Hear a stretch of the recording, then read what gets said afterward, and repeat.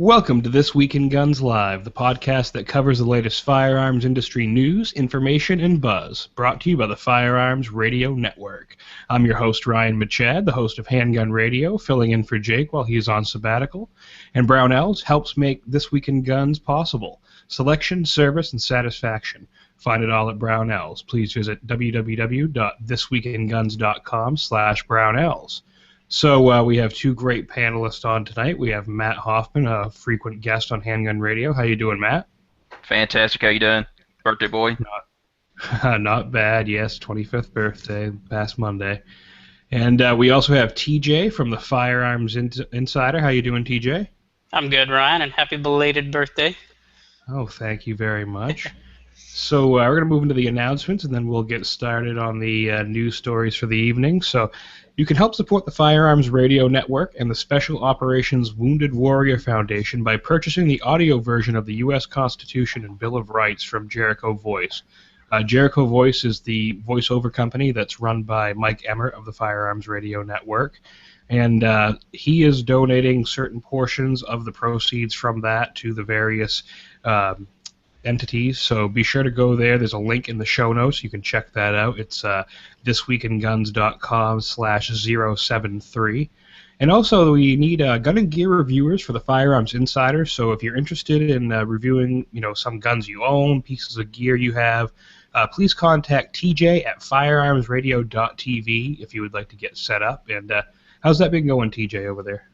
It's been going pretty good. We had a lot of reviews come in for that contest that Gun Guy Radio is running, so everybody should definitely go and check all those out.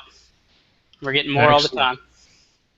Good to hear, good to hear. And also, you can now contribute to the Firearms Radio Network and This Week in Guns by shopping with our Amazon affiliate link by clicking the Amazon banners that are on the website. So thisweekinguns.com, and then click through the Amazon banners to help support the show. So we're going to start out with our top stories here. We have Hickenlooper lied about meeting with Bloomberg on gun control records show. So a few days ago it came out that Governor of Colorado, John Hickenlooper, lied to the sheriffs about talking to Mayor Bloomberg before signing these gun laws that came into effect several months ago. So what do you guys think of this? Well, it's not shocking that Hickenlooper would lie, but then they go and apologize. Everybody apologizes once they get caught. Whether you're banging your secretary or molesting a kid, nobody's sorry until they get caught. So I think it's a little too late now. He probably had a waking call when some of his evil henchmen got recalled. Yeah, see, I must have missed this one or something, so I didn't get the details. So he said that he met with him, or he said that he didn't meet with him? He told them that he had a meeting. There's actually a video here where he talks to a bunch of sheriffs, and he said, "I did not speak to Bloomberg before I signed these laws, these bills into law." And then it came out that in the records, the telephone records, he in fact did speak with Bloomberg. So yeah. I can't really say that I'm surprised. Yeah. This guy is a product of what's been going on, or at least from what I understand, in terms of the demographic shift in Colorado. It used to be a very conservative state, and you would never think something like this would happen.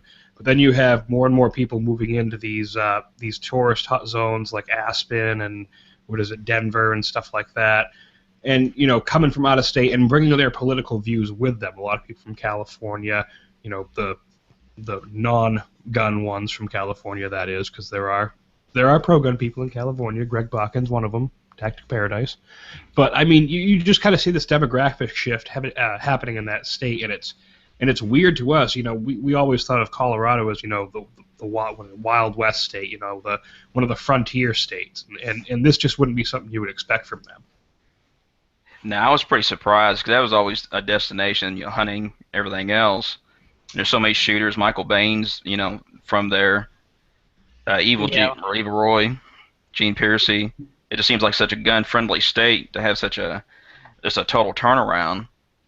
Yeah, from what I hear, they just kind of people ruin California, and they said, well, let's go somewhere the second best place, and it ended up being Colorado, and then the same people just ruined Colorado. It's basically the explanation I get. definitely some problems going on there, but hopefully we see some changes here in a few months. So, moving on to our next topic, our next news story is Mark Glaze, the former head of Everytown for Gun Safety, comes out and says that gun control won't work. Now, did we know this, fellas? Did we know that gun control wouldn't work? Yeah, of course. Yeah, not until he told me, though. I mean, he's so much smarter than we are. So I guess this guy was like the leader of Michael Bloomberg's personally funded gun control advocacy group, Everytown for Gun Safety, and they were, trying to be instrumental in introducing new laws in different communities around the country.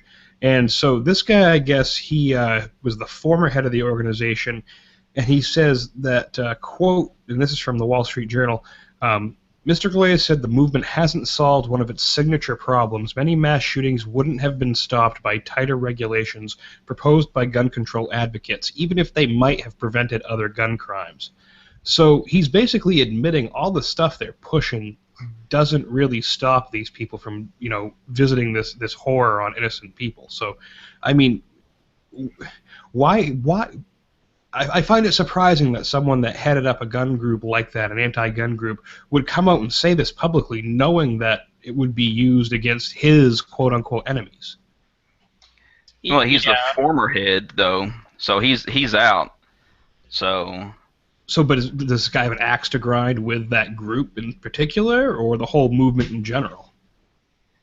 I don't know. He may just be disillusioned at this point. I don't think it's going to be a gain for us, just for the sheer fact that his former side's just going to say, well, he's just, bitter grapes, he's coming out against us. But I don't know. Maybe just disillusioned and finally speaking to what he believed the whole time. He might have just been a poster boy, a good PR man. Yeah, from what I understand about a lot of the members of the Mayors of Illegal Guns kind of didn't understand what they were getting into, I guess you could say. Kind of like said, hey, are you against illegal guns? And they say, well, yeah, of course I am. I don't want illegal guns, because who's going to say, yeah, I'm for citizens owning illegal guns? That'd just be kind of silly. So I think a lot of these people, I think there was some huge number of them that ended up breaking off after a little while. So that maybe this is kind of the same thing. He just kind of got into it before he knew exactly what was going on, because I don't know his entire involvement, but it does say the head of it. So I don't know. It's confusing. Well, and I think we need to be careful, too, because I'm looking at the article, and the way it seems is he's not so much saying that he has, gone to the pro-gun side, but he's just saying that the anti-gun side has a messaging problem.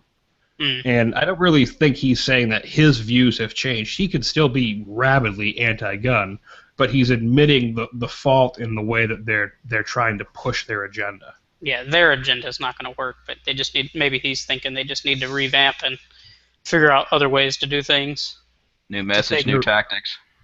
Yep. Their agenda just conveniently ignores the reality of the criminal element. Yep, criminals for a reason. Yep. It's in their definition. Exactly. So moving on to the next story here, we have the negligent discharge of a Civil War cannon at a parade. I believe this happened out in Utah. So have you guys read anything about this? I watched the video. Saw a little bit about it. So from what I understand, there was part of a Civil War reenactment group watching a parade in Orem, Utah, when a cannon set off an explosion on Saturday. So I don't know how cannons can set off explosions, but apparently the spark from the shot the cannon fired ignited a bag of powder that was underneath the muzzle of the gun, or of the cannon, rather. So first off, whole black powder, anything powder, explosive safety issue, why would you have a thing of powder right underneath the muzzle of the cannon? First yeah, off, that appears to be what they had. Right. And number two, why would you have folks on that platform where the cannon was firing? Yeah, it says here a few kids were engulfed in flames. I'm thinking they were standing a little too close to it anyways, but I'm with you. Why were they that close, standing on that platform, like you said? Well, I mean, and you've seen black powder guns fired, and they spew out sparks and unburnt flakes of powder and stuff like that, and embers. You know, a lot of times the cannons will use a bag, like a cloth bag that's been impregnated with some sort of pyrotechnic element that makes it burn upon firing. But I mean, some of that may still come out of the muzzle like a wad from a shotgun or something. Yeah, too many people moving around probably just ended up the charges ended up underneath the cannon rather than being on the side or behind. Too many people not paying attention. Probably what it was, a little too hectic situation. So this next story kind of reminds me of the stuff that we started seeing here last year going on, and this is a New York special needs school boots an 8-year-old for a paper gun, quote unquote. So this is a young kid that goes to a special needs school that is it's a progressive independent K-12 school for high potential and gifted children with ADHD, dyslexia, Asperger's syndrome, anxiety, and other behavioral or social issues. So according to the New York Post, this kid had a curled up tube of paper, like poster paper, maybe about 2 feet long. There's a picture of him in the article and the link in the show notes holding it. And the principal of the school said that he showed aggression. Now, I guess the kid's father is a service member who served in Kuwait during the first Iraq War. And one of the things that most incensed me about this this whole thing was in an email that the principal sent to the rest of her staff, she said that the kid had a model for physically aggressive behavior in his immediate family. So to me that seems like she's saying he has a model in his father of aggressive behavior in his immediate family. And that's pretty disturbing because she's basically saying that his father is a bad influence on him. Yeah, that's the same conclusion I drew from her her statement was because your father was in the military, that means he was a bad person, and your entire family is a bad person because you're around him, and that, you know, personally I think that's complete BS. And then I want to just paint a picture for all the listeners. Imagine taking a wrapping paper tube and then bending it in half, and then you have yourself a nice little 90-degree tube of paper. That's about what this kid's holding. That's his makeshift rifle that he was going to cause mass damage with, I suppose. But another thing that really got to me in this article was that is at a school for special needs kids. So basically, the school was started to help kids with social disorders and other ADHD and such. So it's like you would think that this kid might be one of the.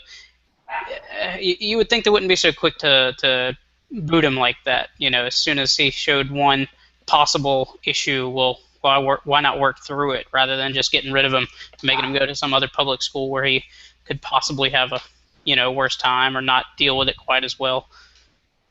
Just this whole thing just aggravated me. His parents were paying all kinds of money for him to go to that school. I think they said $120,000 a year.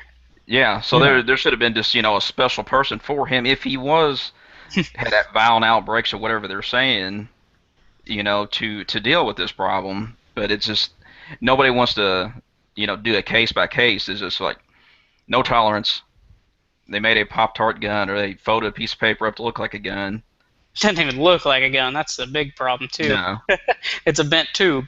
But then to insult his father like that, kind of a backhanded insult, but still. That's, all three of us, I think, kind of got the same message. Right. Well, that was the most disturbing thing to me. That just, I read that and that completely. I was reading the story and I was like, great, another one of these things. But when I saw that, I was like, you got to be kidding me. Seriously, like that's what she says. Even if he was blatantly drawing guns and running around, he's imitating his father. They could have said, well, this is special circumstances that your father does this. It's just, maybe one day you can grow up to be like, that's what they're paying all that money for, to, address his individual needs. But, no, that's just ridiculous. Right, and that's kind of what I was getting at, saying they should help him out rather than just kicking him out. It's just, I don't know, it's crazy. Well, they probably got their $125,000, so. Yeah. That's one less they got to feed them. So we're going to move on to our next story, and I promise you we'll get to the more positive news stories here in a second. But this one was kind of disheartening, or especially disheartening. The U.S. Supreme Court upholds the straw purchaser law provisions. So a divided Supreme Court sided with gun control groups and the Obama administration, Yahoo News reports, ruling that the federal ban on straw purchases of guns can be enforced even if the ultimate buyer is legally allowed to own a gun. So this was a case, I believe it was Abramansky or something like that, and he was he was a former cop, and he was buying a Glock pistol through an FFL in his home state, and then he was going to sell it to his friend in his friend's home state of Pennsylvania, basically because you could get some sort of discount and get the friend a little bit cheaper gun. Well, he was prosecuted under the straw purchasing statutes, and ultimately his case reached the Supreme Court, where they ruled that he did indeed break the law, even though the ultimate purchaser wasn't a felon or otherwise prohibited from owning a firearm. Yeah, see, that's always how I had understood the straw purchase thing. It wasn't illegal to necessarily buy it for somebody else as long as they could legally purchase it themselves. Say, if I wanted to buy a gift for, my father, buy him a handgun for his birthday and then present it to him as a gift. Is that now illegal, or is that what they're stating?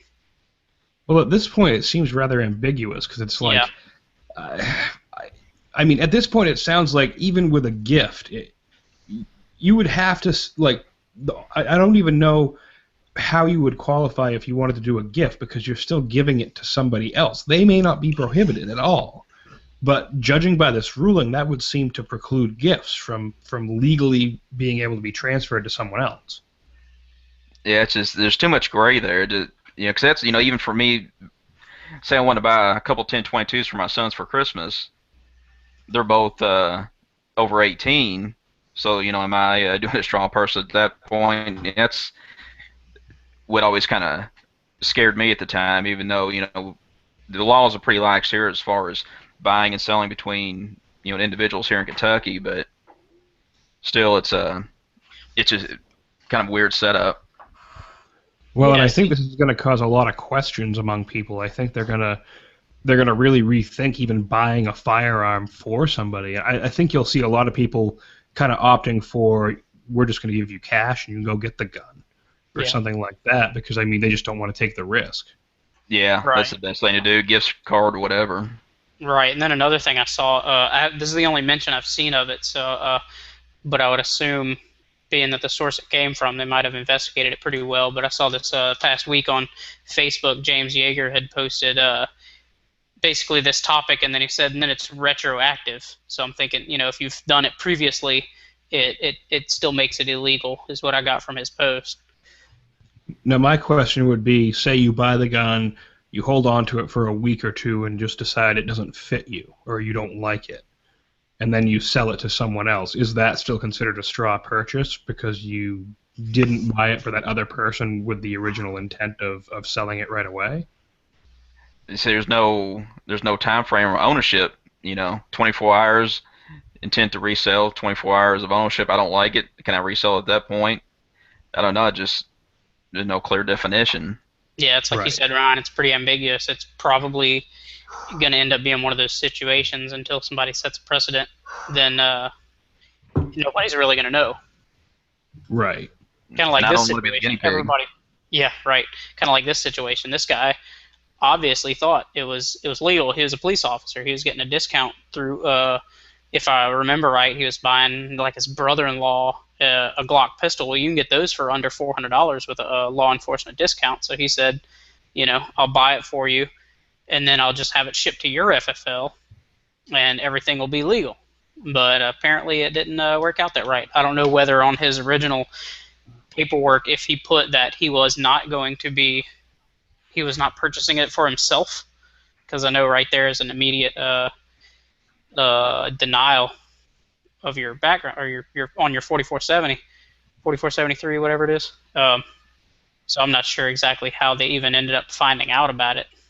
I think the issue I think the issue became was because he was doing it to an out-of-state person. Yeah. And for you to sell a handgun across state lines, you have to go through an FFL. It wouldn't. I bet you if he had did it to someone who was in the same state as him, he probably wouldn't have raised any eyebrows. Well, if he did that, he could probably just walk. Well, most states, I don't know about most, but it seems like a lot of states you can do face-to-face. But plus it was New Jersey, and they seem kind of sticklers for that. But I know in Maine it shouldn't matter. I'm sorry, what's that? In Maine, you can do face-to-face transfers, but if it's over state lines, it has to be through an FFL. Right. Yeah, that's why it's here. Yeah. But to me, it doesn't seem like just because you send it to an FFL, it shouldn't raise a flag because it's legally yours and it can be legally theirs. Would them running a NICS check on the same person within a couple days, or well, they wouldn't run it on the seller. Yeah. I just don't see how the flag was even raised to. I don't know. With him buying it for somebody else in another state, I think that was kind of pushing it, in the common sense department, really. Yeah. Right. Not that I agree with it, but, it just, that's kind of giving the other side ammunition. So, well, the gun show loophole, the people can mail order guns all the time. There's no background checks. I think it just kind of, I'm not saying I agree with it again, but, if he was buying it for his brother-in-law that lived in the same state, then I don't think it'd be a biggest deal. I don't think it would have raised the flags, but buying it, having sent to another address out of state where he would have to have it FFL to him in his state, I think it was just kind of a dumb move. Definitely. So moving on to our next news story, kind of getting up a little bit positive now. The NSSF and the Sands Expo Center extend the SHOT Show agreement through 2020. So the National Shooting Sports Foundation and the Sands Expo Center have followed up the 2014 record-setting shooting, hunting, and outdoor trade show, also known as the SHOT Show, by adding another 2 years to their agreement. So under the new terms, the SHOT Show will be presented at the Sands Expo through 2020. So the 2014 SHOT Show attracted more than 67,000 people in total attendance, which was an all-time high, and it was the 5th consecutive SHOT Show held at the Sands Expo. National Shooting Sports Foundation had previously announced that in February it was going to extend its stay at the venue through at least 2017. So I've heard nothing but good things about the Sands when people have attended the SHOT Show. And so I'm glad they're staying in one place. I mean, I'm sure it makes it much easier for people who are returning visitors. Yeah, it's a good deal all the way around because you already know where you're going to stay, kind of know the layout. So maybe Jay can get us passes for next year so we can see for ourselves. That'd be pretty awesome right there. But I think it's awesome that that's another 4 years that it's not going anywhere. If suddenly they didn't have this contract, you might run into a situation where you don't know if they're going to have it. But the fact that they have it for at least another 4 years, it's kind of like a job security kind of thing, I guess. You know where it's going to be, and you know that it's going to be there. So. And that is one of the biggest venues in America, right? Like one of the top. I remember hearing about a lot of people were saying, what convention are you here for, to people who were attending it this year. And I think they do it right after the Consumer Electronics Expo, right? Yeah. Yeah. I think that's the largest one in the world, too. I think the SHOT's like the second or third. Okay. So now we're moving on to something a little bit closer to home, for me at least. Does anybody here remember the Maine man who had the gun tattoo and the cops were called on him by a power company? Yeah, I remember seeing this guy. I love the picture they used for the headline, and they used the same one for this one. The cop standing next to him, kind of like got this guy kind of face on him. So this happened roughly 15 miles north of where I live in a little town called Norridge Walk. And if you don't remember this guy has a tattoo of what looks like a Beretta 92, and it looks like it's going into his waistband, but it's just a tattoo. Well, I guess he was sleeping, he works nights, and he confronted some power company that was trimming limbs around power lines, and they thought he had a gun in his waistband, so they called the police. Police showed up. I guess they had a SWAT team with M4s, and the sheriff showed up and everything. And it turned out it was just a tattoo, and everybody was kind of embarrassed over the whole thing. Well, just recently, just a few days ago, actually. This guy, Michael Smith of Norwich Walk, showed up at a sheriff's deputy's home, and he was crying, and he had been drinking. He had had a fight with an ex-girlfriend, and he had stolen prescription narcotics from her. And he confronted this officer, I guess, in his driveway. He was carrying a .40 caliber Glock in his waistband. But he isn't facing any gun charges because Maine is an open carry state and his weapon was visible. Not sure how that works because he was intoxicated. But, yeah, so now he was actually arrested for having stuff on him, and he did have a gun in his waistband, an actual gun. And they say me and TJ are hillbillies. Doing stupid stuff. But is he surprised looking at that guy that he's going to do something stupid? Yeah, if you take a close look at his inner bicep, he's got some swastika memorabilia tattoos, and he looks like a mighty fine citizen, I guess you could say. He is a role model for sure. Yeah. What are you guys doing up there in Maine? Too much Allen's coffee brandy, apparently. See, one thing that bothered me about his gun tattoo that I noticed right off the bat is it looks like he didn't even bother just finishing the barrel. If you take a close look, you can see it just breaks right there at the trigger guard, and I'm just kind of like, well, if you're going to get a gun, get the whole gun. This guy, I don't know. It was funny when it happened, but I was like, something's really gonna. This guy, I'm gonna hear about him pretty soon, I'm sure. And yeah, of course, this was only about 2 months ago, right? Exactly. Yeah, this is like, I think this happened in February. Yeah, was not long ago. And then, honestly, the first thing I thought was, yeah, he works nights. I wonder what his night job is. And then he gets caught stealing drugs.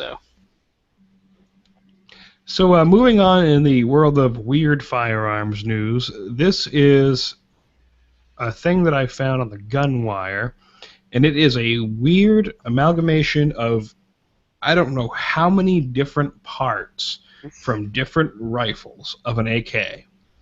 So this is, I believe it's an AK-47. It has Picatinny rails on it. It has the carrying handle from an original M16, like tacked right onto the top. It has some sort of like crappy, looks like a M4 or AR-15 stock, adjustable stock, and no pistol grip. So you've guys seen this rifle. What is going on here? It's New York compliant. Yeah, there you go. That's what he was going got for. A 30-round mag. Where was it seen again? This was in Iraq. Okay, that's what I thought. So, gotta love them that they got the highest in technology. Yeah, honestly, it looks like this guy just got a hold of like a Tapco catalog and just thinking maybe he was going to replace his pistol grip and lost the nut somewhere in the sand and just said screw it and left it off. And I don't know what's up with that carry handle. How do you even get that thing on there? Well, how in the hell does that carry handle co-witness with the front sight? I mean, there's just no way that's happening. I honestly don't believe it does. I don't think they use sights anyways, from what my buddy says. Well, see, I think if you don't have that pistol grip, maybe it makes it a little bit easier to bump fire. Maybe that's what he's going for. Might be a full auto, not sure.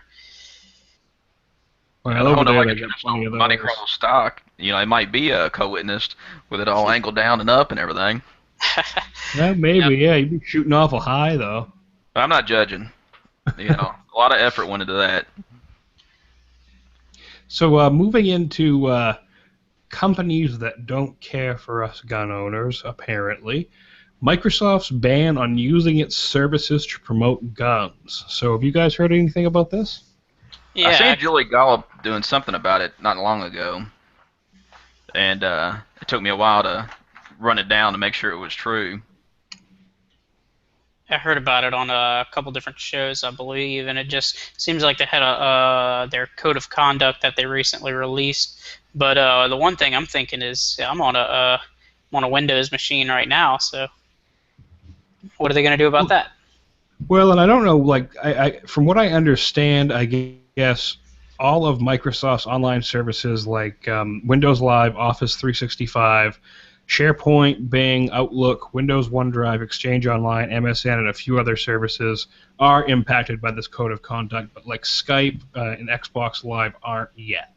So I wonder if Microsoft finally gets on it and I'm not trying to give them any information or what they should do, but if they get on it, maybe, will they be banning Skype from being used to talk about guns, maybe on a podcast? But I mean, I would think that would be a privacy issue. How the hell are they supposed to know what you're talking about without listening in? Yeah. Honestly, it just seems like a whole.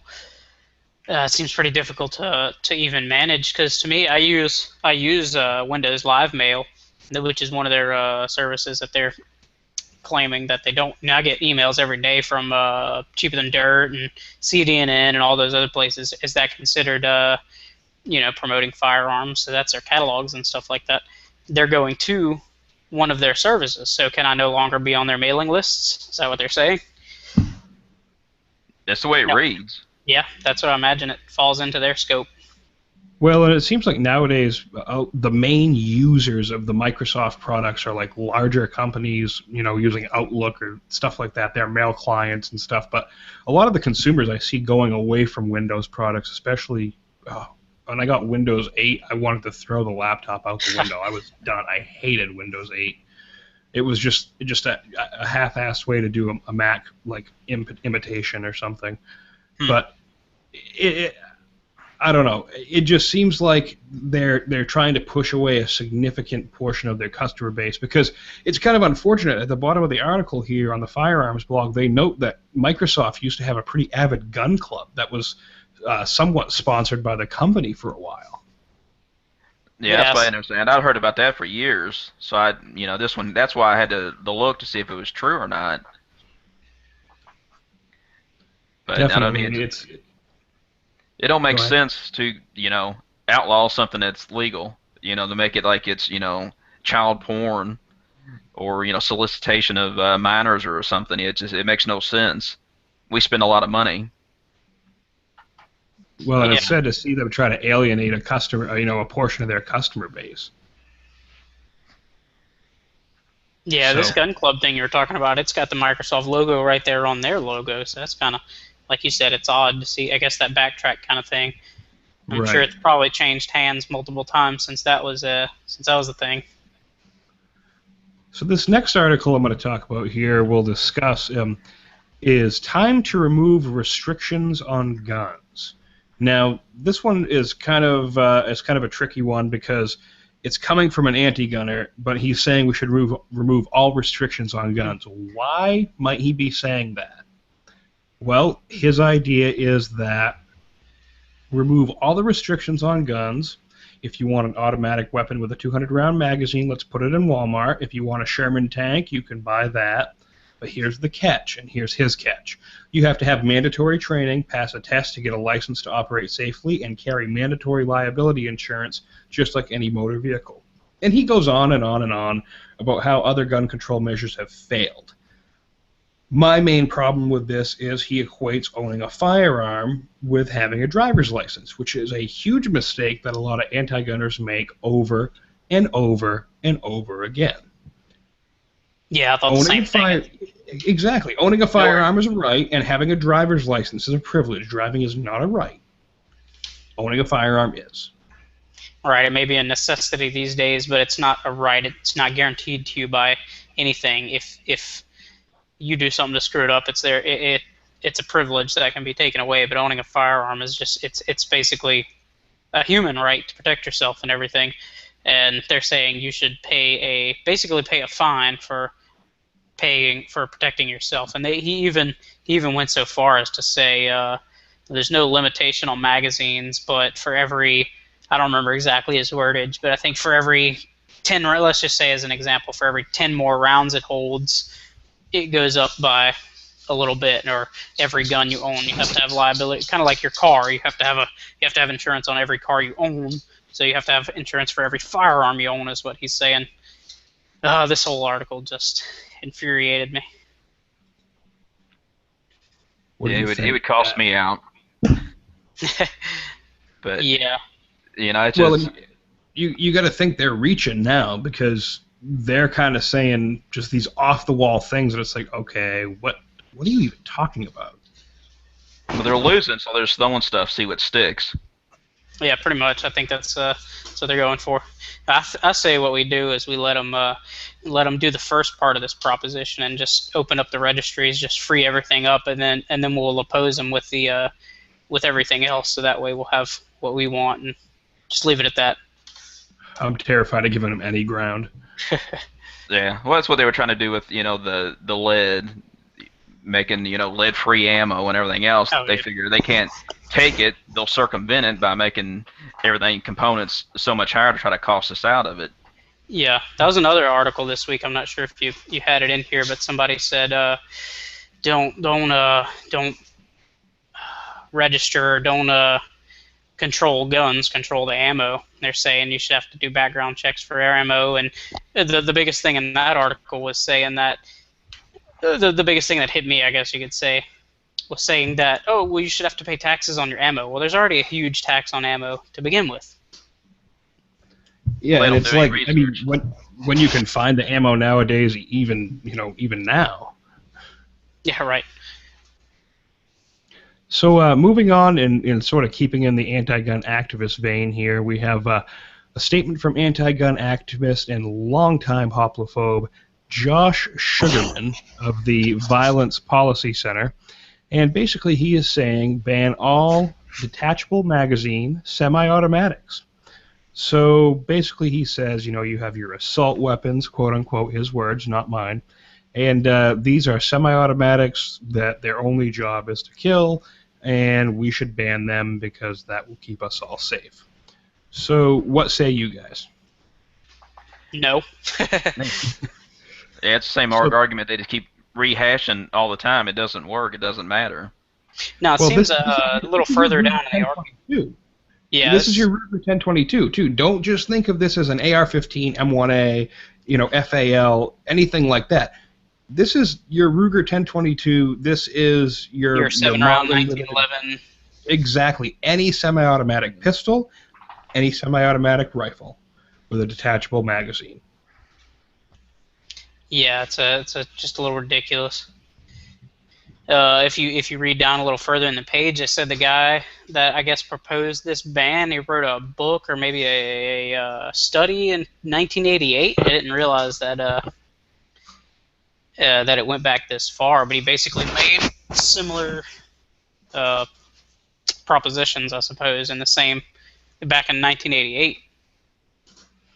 Well, and he was the head of the Violence Policy Center for a long time. I don't know if he's still doing that anymore, but he's been on record many, many times supporting something like this, and he really wants to ban handguns. I mean, they're not going to stop till everything's gone. Even when they say, oh, well, it's only this, well, then it becomes only this, and then it becomes, well, you don't have anything now.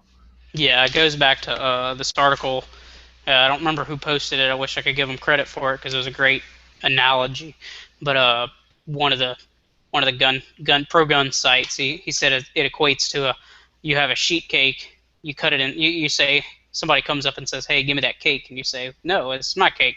And then he says, well, just give me half of it, we'll compromise, just give me half the cake. And he says, well, what do I get as my end of the compromise? And he said, well, you get to keep your half of the cake, and you can only take half the cake so many times before you have nothing left. Well, that's what happened to the smokers. They kept giving up, and now you can't smoke anywhere. I don't smoke, but still, if you want to smoke in a bar, you can't do that here. Once you give up so much, you never get it back. You just got to try to fight for what you have. It's incrementalism. So moving on, sort of keeping with the people introducing these hoplophobic gun bills, the chair of the Federal Gun Violence Prevention Task Force introduces a wide-ranging gun control bill. So U.S. Representative Mike Thompson, Democrat from California, 5th District, is the chair of the House Gun Violence Prevention Task Force, and he has introduced what he's calling the Promoting Healthy Minds for Safer Communities Act of 2013. Oh, doesn't that sound so sweet? And in truth, the bill is largely composed of gun control measures that mirror and supplement acts being pursued by the states by the likes of Michael Bloomberg and his Everytown Gun Control Group. So basically, these are going to allow for a study for the Centers for Disease Control to study gun violence. which is a code phrase that's used oftentimes by the gun control lobby. And then also they're going to move on with, I believe they're trying to do something with misdemeanor prohibitions would also be expanded, including an entire new prohibition related to stalking convictions, a bunch of other stuff, and it's something similar to that law that Dianne Feinstein was trying to pass, where you would have like a gun violence restraining order. So this is sort of just expanding upon all these crazy gun bills they're trying to propose, especially out in California. Yeah, this is just another situation of people possibly overstepping, I guess. But, they're having people in their own payroll do all this research. So, I mean, you already know what they're going to come up with. Then they're wanting, doctors to ask the questions, and, it's just invading your privacy everywhere you turn around. Anybody that's had any kind of antidepressant at any time or another, they could say, well, you're not fit to own a firearm, or we're going to collect them until you're, able. But you're never going to get anything back, once they take them away from you. Yeah, it's pretty hard to get something back once it's gone. Like you guys were saying just a minute ago, something, once you lose it, it's pretty much gone, especially when it comes to bureaucracy with police and all that stuff. Well, here's what I don't understand. The guy's talking about wanting to do the CDC study and have funding for a study on this. But didn't the CDC just come out with the study they did that was commissioned by Obama to figure out the gun violence prevention things? And they actually said what we've all been saying, that none of the stuff you would do would have prevented any of this stuff. I think it was this time last year that they came up with that. Yeah, I remember that. Obama gave them millions of dollars to hopefully prove his point, and they came back and said, nope, basically the opposite. That was so why are we doing it again? That's what I don't understand. Yeah, yep. No, I don't know. Have you guys ever had that experience, like you said, with doctors asking? I've never had a doctor ask me a question like that, but have you guys? I've heard one of my friends have. Oh, really? Was it like a psychiatrist type doctor or a medical doctor? A pediatrician. Okay, wow, it's for the kids, I guess, is probably what they're saying. Yeah, he was saying, I'm not telling you not to have them. It's one of them deals that, you really ought to think about locking them up or giving them to another family member or something like that. But, it was... My GP asked me, and I just wrote, none of your business, which pretty much tells them I have them, so, I mean, I don't know how good that is. Well, I don't know. I could see it two different ways. You say, that question offends me. It either offends me because I'm a gun owner and don't want to be asked that question, or it offends me because I'm highly anti-gun and that you would think I own a gun just offends me. So I guess it could, you think I'm crazy? A gray ground. So moving into something a little bit more happy, Hornady, a company I really like, I like using their bullets for my hunting loads, does something pretty unique involving $61,000. So this was reported on The Blaze June 17th. And on Friday, the employees of the shooting sports manufacturer Hornady in Grand Island, Nebraska got their paychecks and a little something else, $61,000 in $2 bills. So I guess 2 years ago, Hornady caught some flack from the city council and the people of the town of Grand Island about how they don't support the community, which they actually do, just in ways you might not notice. So instead, to try to figure out a way to let the community know how much they support them, they gave the employees all their bonuses in $2 bills and asked them to spend them in the town, knowing that the $2 bills would be coming from that company. So I thought this was really cool that Hornady would do that. Really awesome to show their inventive ways of thinking of things and also their appreciation for their employees. Yeah, both. It's great in both respects. Yeah, it's a pretty awesome way to, especially being obviously a pro Second Amendment company. They wouldn't survive if they weren't. So it kind of goes back to what people were saying whenever they were supporting Starbucks and stuff like that. Just tipping $2 bills. It kind of has that double message. The town sees this influx of $61,000 in $2 bills. They know where it's coming from. Hornady just got their checks. But one thing I thought was really awesome is I don't know how many employees they have, but $61,000 is it's a lot of money between however many employees. I don't know if they have a few hundred employees, and even if it is that many, it's still a pretty good sized bonus for them, especially considering that they had another bonus on top of these $2 bills, is what I read. Yeah. Well, I mean, it was stupid for the town council to say that anyways. Right. Just because you got tax revenues coming in, they have to pay for electricity and water and everything else, all the utilities coming into that plant. They've got materials coming in, so there's gas being purchased. There's, it's just stupid. If they would, just assume them leave, what kind of revenue would they be getting with, they'll say 200 people out of work, and all those jobs gone. Well, and I'm sure with the recent uptick in interest in the shooting sports, that Hornady's doing fairly brisk business like most gun manufacturers. Right, yeah. I imagine. Now, where are they located again? I think I missed it. It says Omaha, Grand Island, Nebraska. Oh, okay, I see. Okay. So moving on to the last story we're going to cover tonight, upstate New York opponents of the SAFE Act are very motivated to make Cuomo pay a political price for the new gun law. So New York's landmark gun control law opened a political fissure that's still visible in upstate New York. Polls have shown majority support for the SAFE Act, spearheaded by Governor Andrew Cuomo after the 2012 school shooting rampage in neighboring Connecticut, but it is intensely disliked in parts of upstate New York with strong hunting and gun cultures.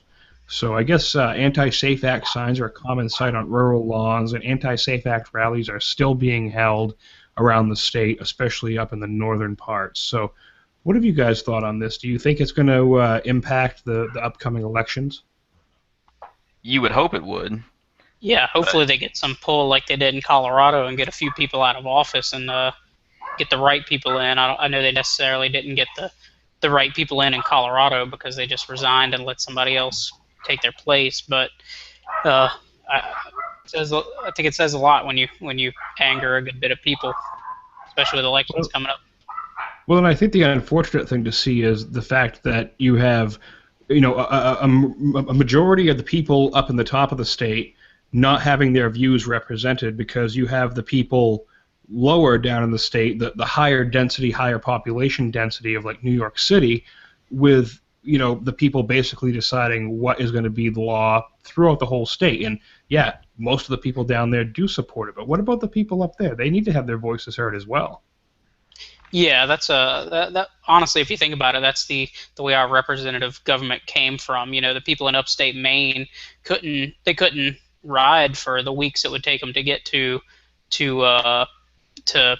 Capitol Hill to state I'm sorry, I'm kind of blanking, to state their views. So they had to have their representatives and all that do it for them. And that's kind of what they're doing now here. They're just getting screwed out of it just because they're not as densely populated. Kind of like we always hear from California, LA and San Francisco and all that has so many people that it influences over the rural Californian, that it just outnumbers the rural Californians to where they don't get their opinions heard quite as much. And I think the same thing's kind of happening here. The problem you have, too, a lot of these rural people, they're working. They're paying the tax base. They don't have time to sit and call and write letters and do all the stuff that, these people that are sucking off the teat, they have all kinds of time to make their needs and wants known to everybody. Right. So that's where we need to become the vocal majority instead of the quiet majority. Well, it seems like at this point, New York could separate into two states almost, and northern New York and southern New York, and have their various policy differences, because that's what it seems like is going on. Yeah, honestly, I think that kind of basically like you said, could split into two and have their own policies separately. Yeah, I think that's the problem a lot of us do, is we just think of the New York City as all of New York. A lot of us forget that there's tons of good gun people everywhere, and we kind of give up on the rest of them. Right, you hear New York and you just hear that sour New York. You just hear New York and you think, those crazy people that are always trying to ban things. Same with California and a few of the other states. They're just In New Jersey. The one little areas put sour connotations for the rest of the state, which is kind of disappointing. Absolutely. So that about wraps up the news stories we have for this evening. So Brownells helps make this show possible. A leading supplier of firearms accessories, gun parts, and gunsmithing tools. Find it all at Brownells. Please visit thisweekinguns.com/Brownells when you go to purchase some of those wonderful parts and tools. And you can now contribute to the Firearms Radio Network in This Week in Guns by shopping at Amazon. Click any banner on the This Week in Guns or Firearms Radio Network website. So now we're into the pick of the week. This is where we pick a piece of gear to talk about for a minute or two. So, TJ, what did you have this week? Yeah, I was on Facebook a little while ago today, and I noticed Lone Wolf Distributors, Zach, that used to be part of our network with Gun Guy Radio and stuff. He's their marketing manager over there, and he posted something on their Facebook saying that he had a giveaway alert that they're giving away 2 prototypes for this magazine disassembly tool that they made to fit all the Glock pistols magazines, to where it appears that you just slide this thing on the base plate and it has some holes in the bottom, so it slides over the base plate, you push your Glock disassembly punch through the bottom of this block and easily disassemble the magazine. And I thought that it was pretty good timing being that with today, so I went ahead and sent him an email saying that I would like one of them for review, because that's what he put it out for. He'll send it to 2 people so long as they give a review, and so I'll be looking forward to that, and that'll be going on the Firearms Insider. It looks like a pretty good device to disassemble magazines, because I know that's always a issue. Me and Sam on the Gun and Gear Review podcast the other day were talking about how to take these things apart, and he was having a little bit of trouble with it. So this will be an awesome tool once they get it up. In production. I think he said the should be going into production in the next few weeks, I think he said. Let's see. Excellent. I can't wait to hear about it. And all these gear picks you could actually find a link to in the show notes. Yeah, I do want to add, he didn't say a few weeks, he just said very soon. I don't know how very soon is soon, but there's pictures in the show notes, and I have a link to a video that Zach posted of him using it. So if you can go there and see how it operates. It's definitely pretty neat. So what did you have, Matt? Well, I picked something to get Ryan at handgunradio.com, some more hate mail, a revolver piece. I don't know if you can see it in my crappy camera or not, but it's the Apex Tactical Evolution 4 hammer for the K&L and the in-frame Smith & Wesson revolvers. You can take out your MIM parts and just replace it with a CNC machine stainless steel hammer. It's as you can see, it's flush with the frame itself, and really light. It's about half the weight of a stock hammer.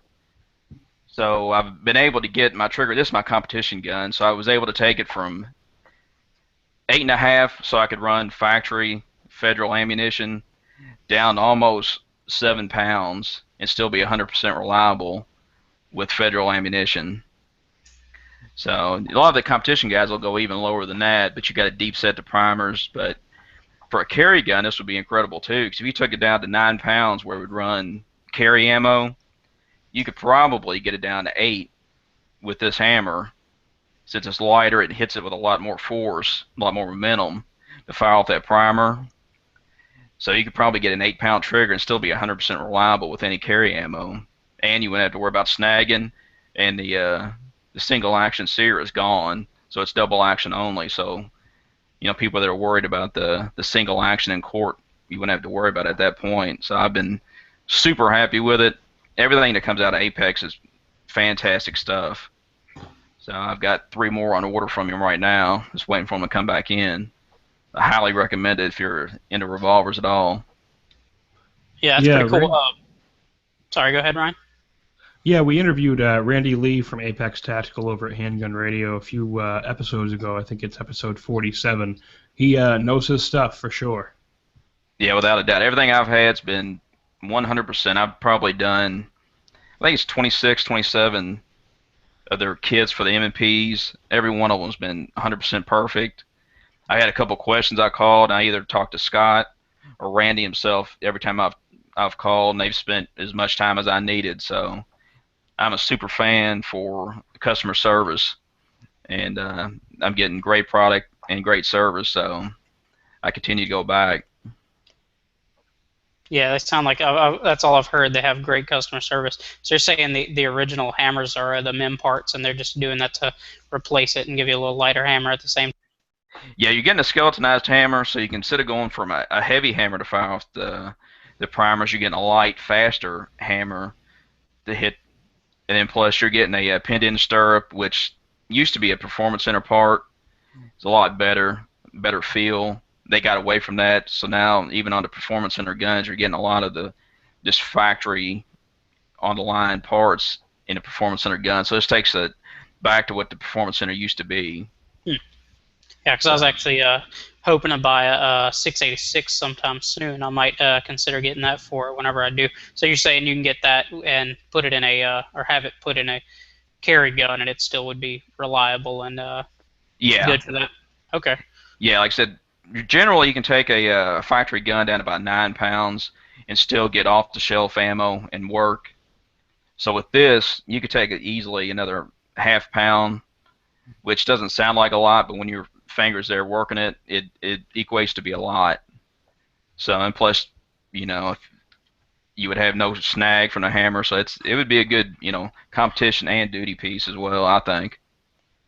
Okay, cool.